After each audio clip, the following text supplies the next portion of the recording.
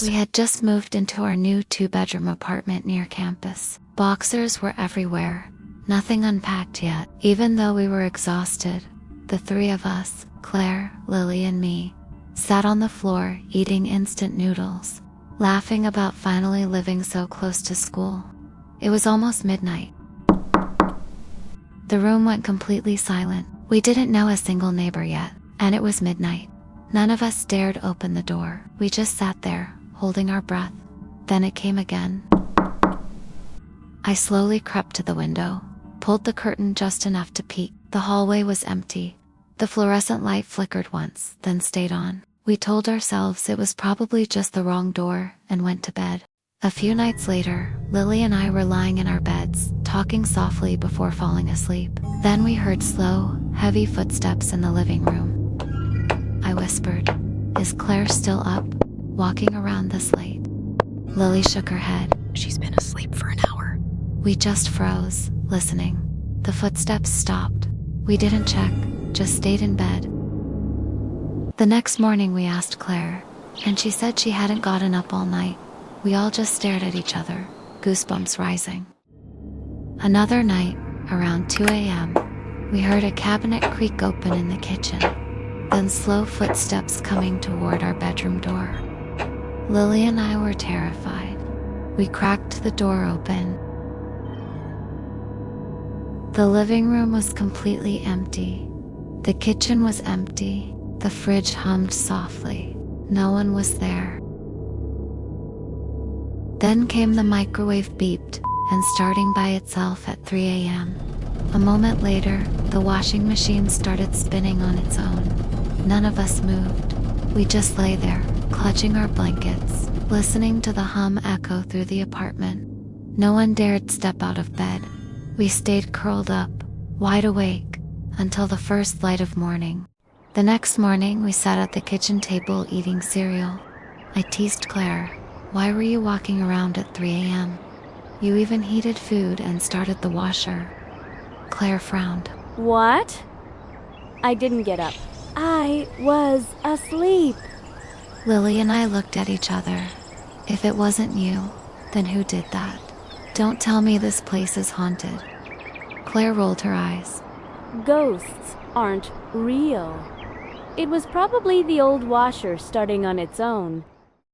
That night, Claire went home very late from her friend's party. Still tipsy and laughing to herself, she dropped her bag on the couch and headed straight for the shower. She closed the bathroom door, peeled off her clothes, and stepped into the warm steam. For a moment, she just stood there, letting the water run down her back. Out of the corner of her eye, something in the mirror seemed to move. A shadow, a figure. Claire froze for half a second, heart skipping, then shook her head and muttered, "Get a grip, Claire, you're just tired." She turned away, trying to ignore the uneasy feeling of being watched. But the prickling on the back of her neck never left. The bathroom was full of steam.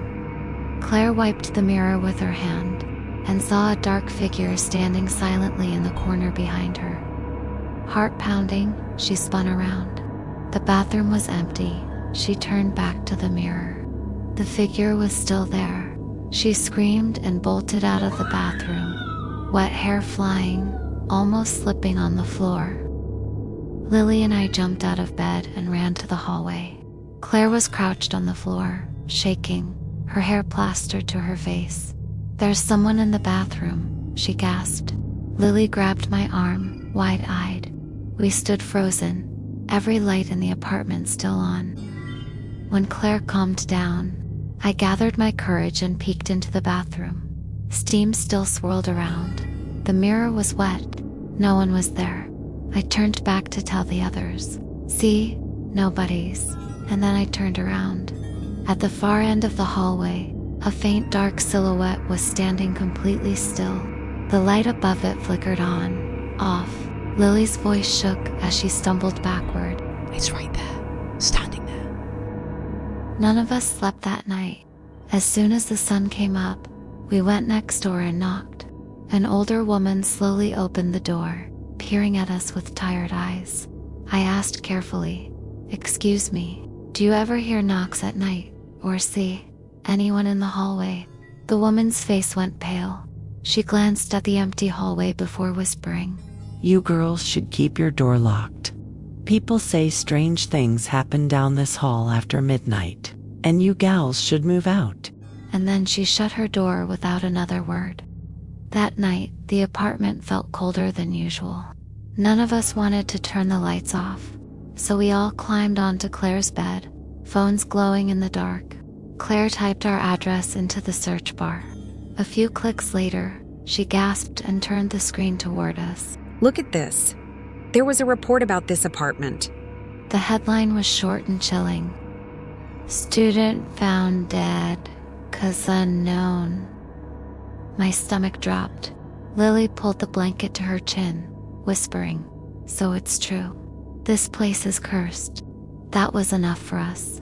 By morning, we had already decided we couldn't stay another night. We packed in silence, shoving clothes and books into boxes, hearts still racing from what we'd seen. Even the sound of packing tape ripping made us jump. By afternoon, the apartment was empty. We carried the last box to the hallway, the fluorescent light flickering above us one last time. When I closed the door for the final time, I swear I heard it again. Knock, knock. We didn't look back. We just kept walking. And even now, whenever I hear a knock at midnight, I still freeze like I did that night. Cold Midnight Whisper. True stories told as they happened. Subscribe if you dare.